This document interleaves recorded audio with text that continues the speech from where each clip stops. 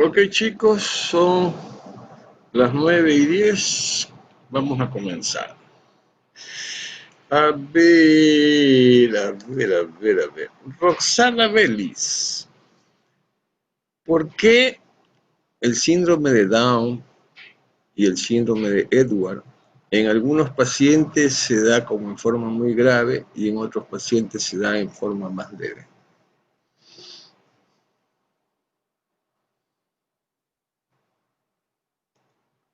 Roxana Vélez.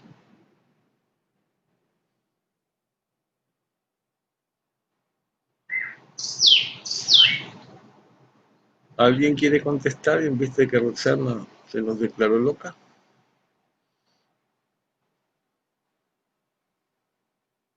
Ninguno.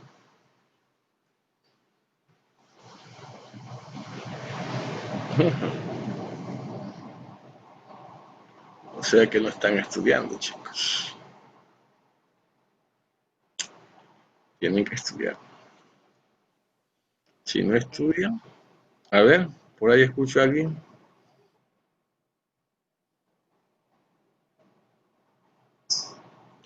Por ahí escuché a alguien. ¿Quería decir algo?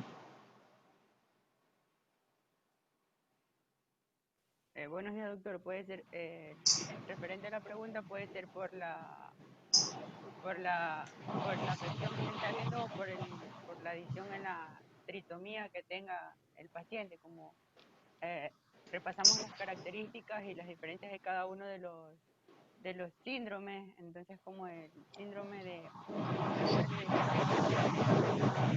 es de alto riesgo en las mujeres embarazadas y en lo que es los recién nacidos que llegan a vivir hasta 2 semanas, dependiendo de las características que tengan estos. Y el síndrome de Down también tiene sus características, pero este es de bajo, este de acá se va a manejar bajo criterios y tratamientos médicos. En la clase anterior hablamos de un término que se llamaba mosaicismo.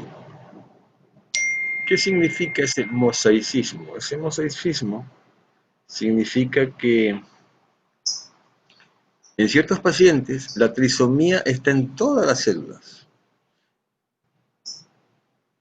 y esos son los que van a tener la enfermedad grave. En cambio, en otros pacientes, los que van a tener una enfermedad mucho más leve, la trisomía no está en todas las células. Entonces, el que no tiene una trisomía en todas sus células, ese va a tener unos síntomas más leves y esos son con toda seguridad aquellos que van a sobrevivir a la enfermedad. Tienen que estudiar, muchachos. Si no estudian, eh, no nos va a ir muy bien, que digamos. Ok.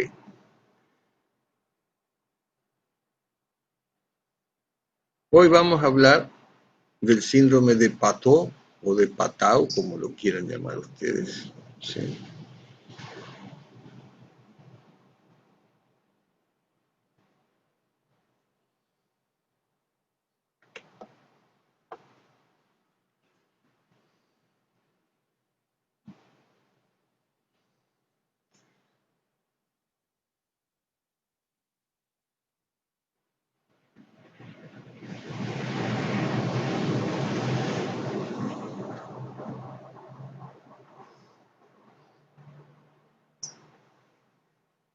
Este síndrome de Patot o de Patau no es hereditario.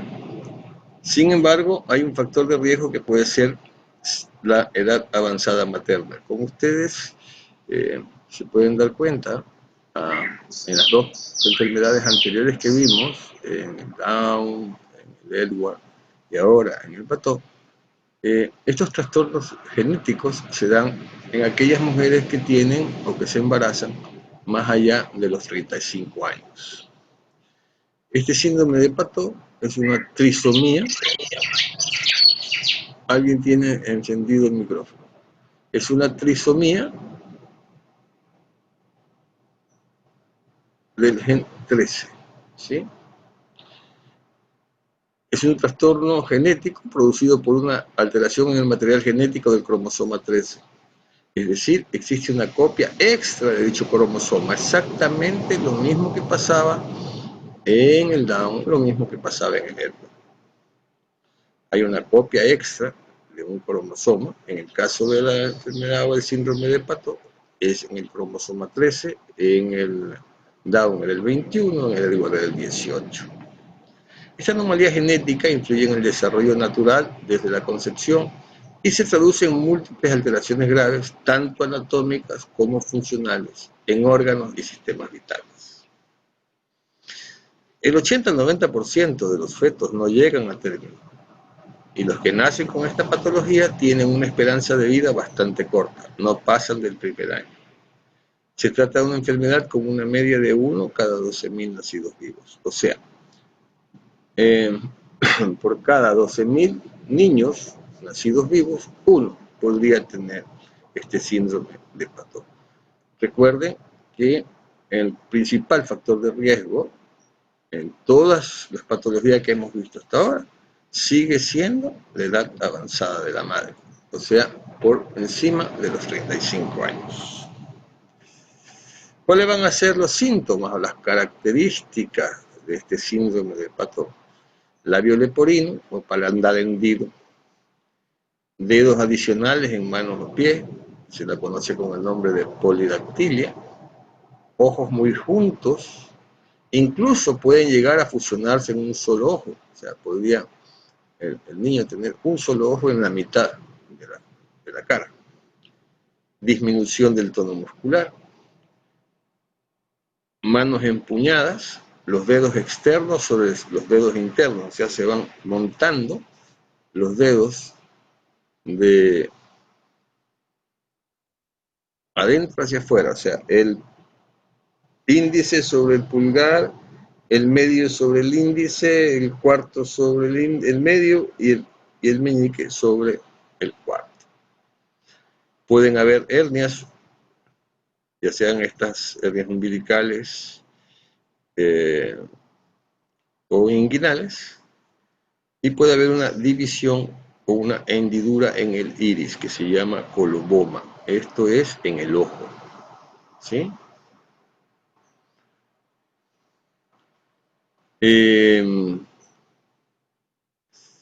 Estos pacientes pueden tener orejas de implantación baja, un pliegue palmar único.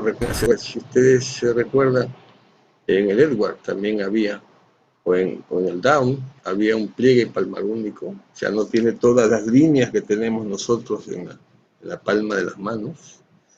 Defectos en el cuero cabelludo, a veces puede haber inclusive ausencia de piel.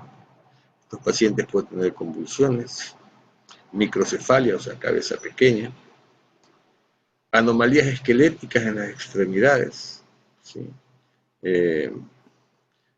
Anomalías en los huesos, especialmente de las extremidades, ojos pequeños y una micognatia, que es una mandíbula inferior pequeña. Estos pacientes van a tener sordera, van a tener problemas de alimentación, van a tener una insuficiencia cardíaca que posiblemente sea la primera causa de muerte, la insuficiencia cardíaca, ¿sí? Problemas de la visión,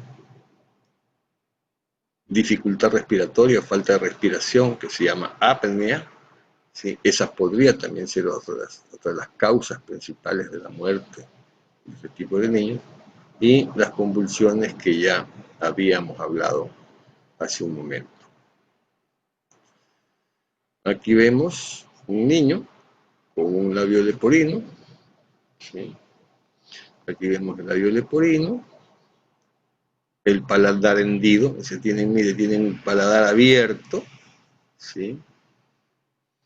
Estas son las personas que hablan así como con ananí, porque no tienen una buena caja de resonancia dentro de su boca, ¿sí? En definitiva, pues, lo que va a haber en esta síndrome es una la presencia de un cromosoma del par 13 en todas las células del cuerpo. Y miren, aquí volvemos al mismo término, mosaicismo por trisomía 13. Presencia de un cromosoma en el par 13 constituye solo el 5% de los casos de trisomía 13. ¿Qué significa eso? Que apenas de 100 niños que nacen con esta patología, apenas de 100, 5 podrían tener una enfermedad más leve. Como vimos anteriormente, ¿sí? Del 80 al 90% de estos pacientes no van a nacer vivos o van a morir antes del primer año.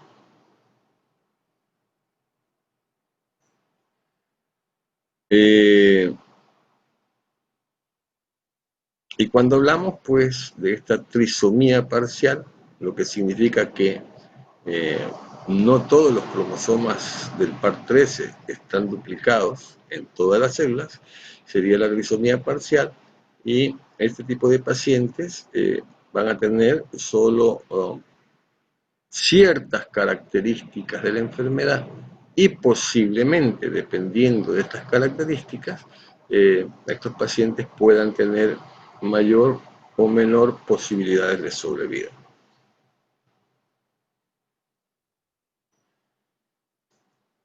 En realidad, el diagnóstico de estas enfermedades originalmente se le hace por el aspecto del paciente. O sea, un pediatra que tenga un ojo educado. Yo les hablaba en la clase anterior del doctor Milagros Salto, que él se dedicaba mucho a buscar estos pacientes con trastornos de los cromosomas, trastornos genéticos.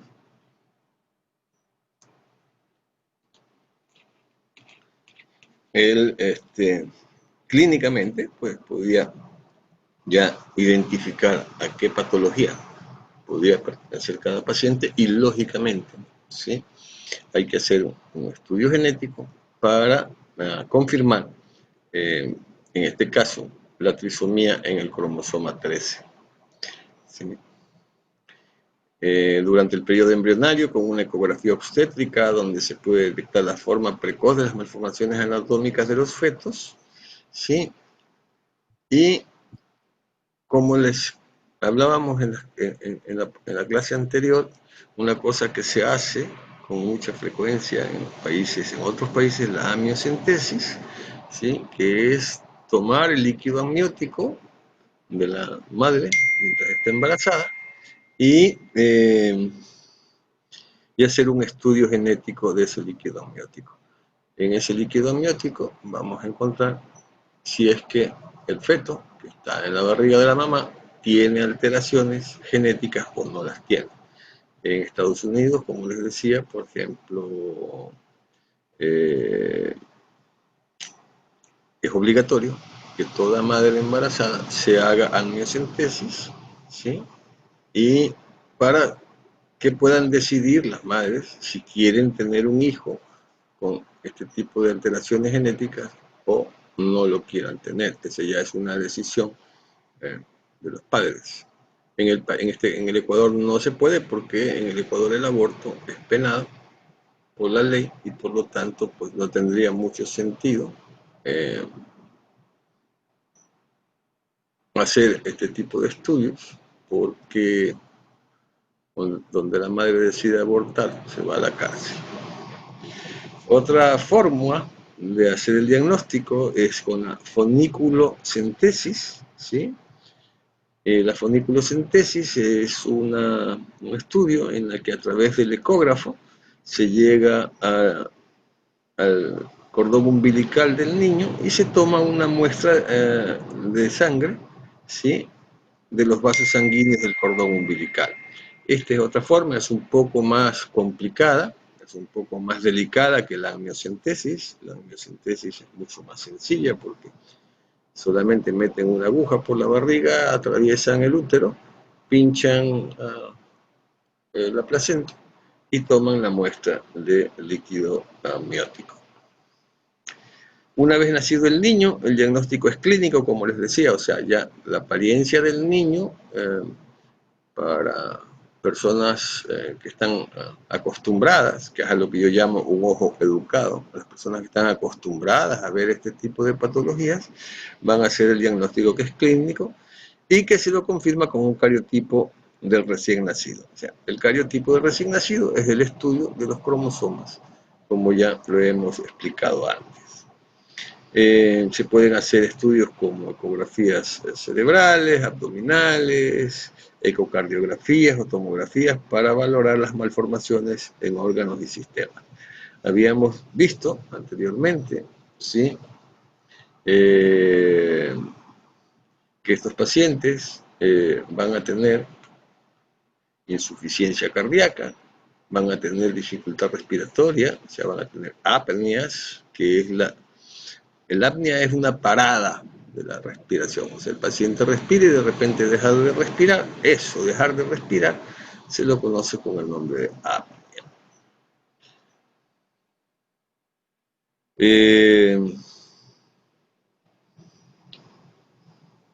Bien, ¿alguien tiene alguna pregunta sobre este síndrome de Pato?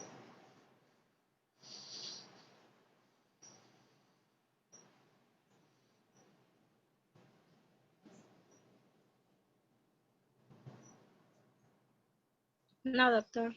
Ok, muy bien. Entonces pasaremos a un nuevo síndrome, que es el síndrome del cromosoma 10 frágil. ¿Sí?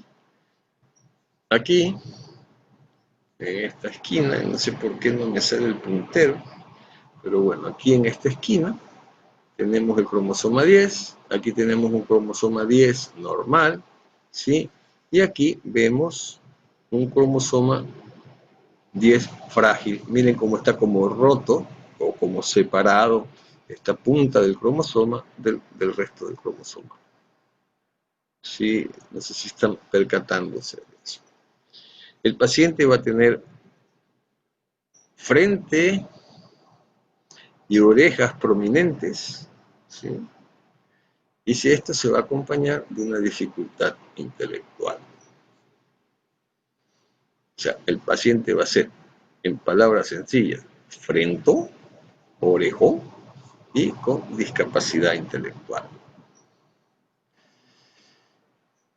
Este paciente va a tener retrasos en el desarrollo, va a tener discapacidades del aprendizaje, problemas sociales y conductuales,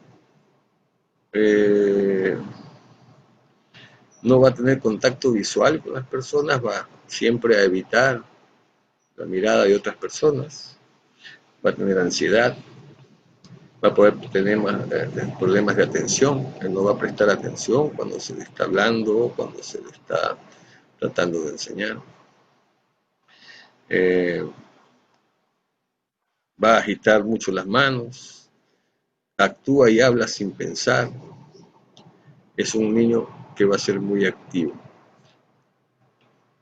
Esto, ¿sí? Por ejemplo, estos niños muy activos, nosotros los neurólogos recibimos con mucha frecuencia interconsultas, especialmente de los profesores de los colegios, que nos hablan del niño hipercinético o del niño, entonces dice, es un niño que no para, es un niño que no, es un niño hiperactivo, o sea, no puede estar un segundo en el mismo sitio, va de un lado para otro, no presta atención, pero no todos estos niños lógicamente van a ser producto de este cromosoma frágil, ¿no? O sea, hay muchos niños que son hiperkinéticos o hay muchos niños que son demasiado inteligentes y que se aburren. Entonces, por ejemplo, están en la escuela, el profesor ya explicó algo y como siempre puede haber algún compañero que no entendió bien, entonces cuando el profesor comienza a repetir, el estudiante se irrita, ¿sí? Porque le están repitiendo algo que él ya comprendió, que ya entendió. y entonces se altera, comienza a moverse de un lado al otro, a molestarle la vida. Pero es otra patología, no es esta de aquí. Pero también en esta enfermedad del cromosoma 10 frágil, el paciente puede manifestarse de esa manera. O sea, actúa y habla sin pensar y es muy activo. Los varones con el síndrome del cromosoma 10 frágil sí suelen tener cierto grado de discapacidad intelectual, al que puede ir de leve a severa. En cambio, las mujeres pueden tener una inteligencia normal o una discapacidad muy, muy leve. ¿Sí? Estos pacientes van a tener un cierto grado de autismo, ¿sí? Y el autismo es bastante más frecuente en pacientes con trastornos del cromosoma 10 frágil. Eso también tendríamos que tomarlo en consideración. O sea, si tenemos un paciente que tiene rasgos autistas, ¿sí? y que tiene estas características, frente grande, orejas grandes, ¿sí? No sería infrecuente pensar que podría ser uno de aquellos pacientes que tienen un síndrome del cromosoma 10 frágil. Este es un trastorno genético, como todas las enfermedades que hemos venido viendo hasta ahora, por cambios, provocado por cambios en el gen 1 de retraso mental en el cromosoma 10, que sería, si volvemos a este que está aquí, ¿no? Este sería el cromosoma 1 del retraso mental en el gen 10. ¿Sí? El retraso mental del cromosoma X frágil por lo general produce una proteína llamada proteína de retraso mental en el cromosoma 10. ¿Sí? Esta proteína es fundamental para desarrollar un cerebro normal si este gen 1, ¿sí? o este gen 1 del cromosoma 10 no produce esta proteína en forma normal, pues vamos a tener los pacientes retraso mental. Las personas con este cromosoma frágil 10 no producen esa proteína, por lo tanto, pues, como es lógico, van a tener retraso mental.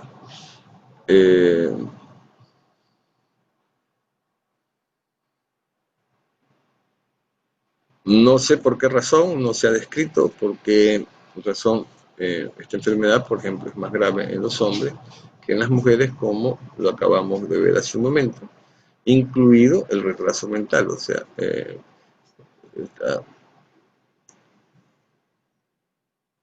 esta enfermedad, este cromosoma 10 frágil, o sea, en lo que se refiere al retraso o discapacidad intelectual o retraso mental, ¿sí? Es más fuerte en hombres y es más leve en mujeres. Afecta tanto a varones como a mujeres, sin embargo las mujeres suelen tener síntomas más leves que los varones. No tenemos una explicación para eso.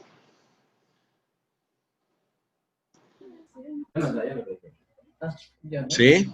¿Alguien quería preguntar? Pregunto. ¿Alguien sabe cuándo pagan? Wendy Vera, tienes abierto tu micrófono, estamos escuchando todo lo que estás diciendo. Sí, lo siento, doctor. Lo que pasa es que el internet se me fue y me tuve que conectar de nuevo. Ok. Y no me había dado cuenta de que tenía prendido. Disculpe. Ok, bien. Como todo este tipo de enfermedades, pues este síndrome de la cromosoma 10 frágil, pues, y lo único que la única forma de confirmarlo es haciendo un análisis del ADN, o sea, yendo a a hacer un estudio de los cromosomas hasta encontrar la anormalidad, en este caso en el cromosoma 10.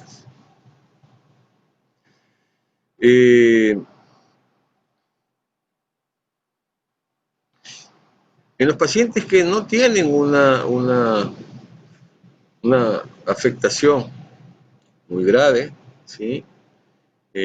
Los tratamientos, especialmente los tratamientos de rehabilitación, porque aquí no existe un tratamiento farmacológico para esto, pero sí los tratamientos de rehabilitación pueden ayudar a las personas afectadas para aprender habilidades importantes. Por ejemplo, la terapia de lenguaje, en retrasos de lenguaje, no se requiere esperar un diagnóstico formal, ¿sí? Por lo tanto, es importante hacer una intervención temprana, ¿sí?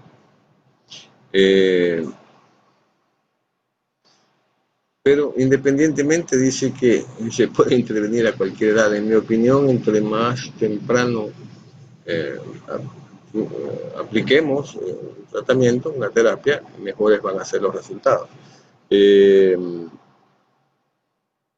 Los neurólogos decimos que el cerebro es tiempo. ¿Qué significa eso? Que entre más rápido comenzamos a hacer una terapia, un tratamiento, mejores van a ser los resultados posteriores. Bien. ¿Alguna pregunta, alguna duda, alguna inquietud? Doctor, hola. Sí, dime. Te estoy escuchando. ¿Este problema hacemos solamente a personas de, o sea, mayores de 35 años o también puede pasar en personas o mujeres que tengan el hijo antes de esa edad? En medicina no hay nada escrito, madre. O sea, en medicina puede ocurrir cualquier cosa. O sea, a ver.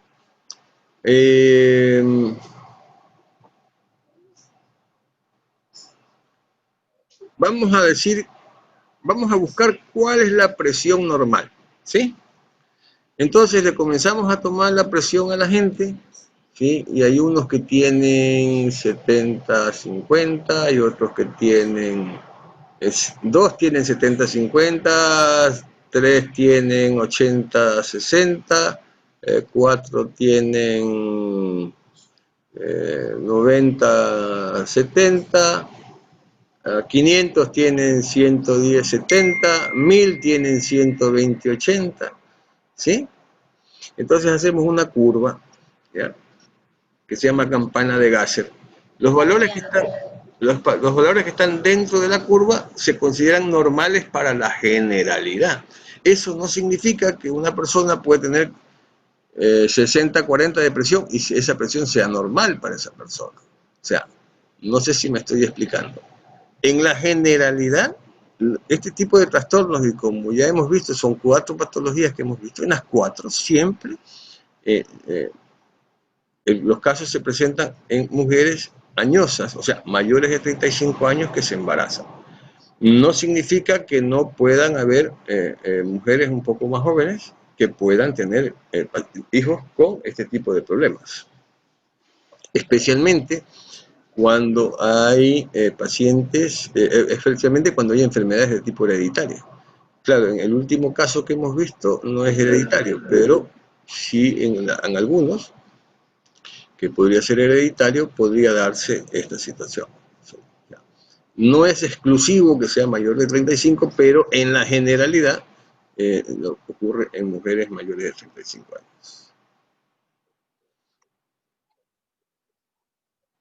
Ya, gracias. ¿Perdón? ¿Alguien Gracias. más? Ok. ¿Alguien más? ¿Alguna otra pregunta?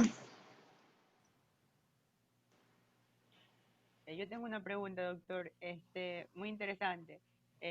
¿Cuáles son los síntomas más frecuentes de los pacientes que sufren este síndrome, como sabemos el síndrome de X y frágil? Entonces, esa es mi ¿El inquietud. síndrome de qué, perdón? El síndrome del cromosoma 10 frágil. ¿Ya? A ver, ¿Cuáles son los síntomas más característicos? O sea, los síntomas más relevantes. la tendencia al autismo,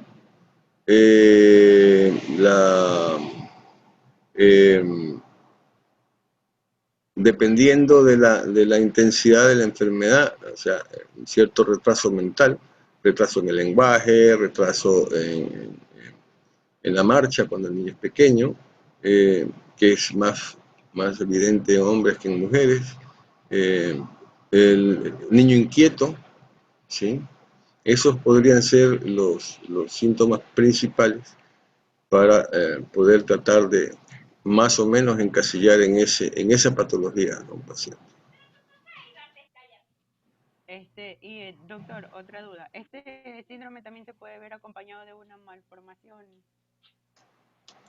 ¿Malformación de? genética? Es que es una malformación genética, hay una alteración en el cromosoma 10, en el gen 1 del cromosoma 10 abajo, no sé si vieron en la diapositiva, el gen 1 está como despegado del resto del cromosoma. Al lado teníamos un cromosoma normal que está todo íntegro, y en el caso de este cromosoma 10 frágil, vemos que en la parte de abajo el gen 1 está despegado, ¿sí? Que es la causa de la enfermedad, porque no va a producir la proteína que se necesita para no tener retraso mental. Profesor, disculpe que le interrumpa, pero creo que mi compañero se refería a una malformación congénita, o sea, alguna parte del cuerpo que sea visible. Frente ancha y orejas grandes. Frentón y orejón. Ok, gracias.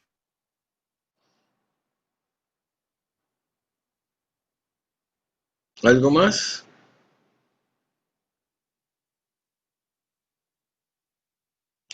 Bueno, si no hay nada, con ustedes nos veríamos el lunes, ¿sí? Lunes a las 12. ¿De acuerdo? Ok, chicos. Está bien, doctor. Doctor, una Dime. pregunta. Dime. ¿En la próxima clase va a tomar lección? No. Debería tomarles, Ah, no están estudiando. sí, es que también es por los estudiantes que no reciben con nosotros, o sea, sí le podría afectar en notas a ellos.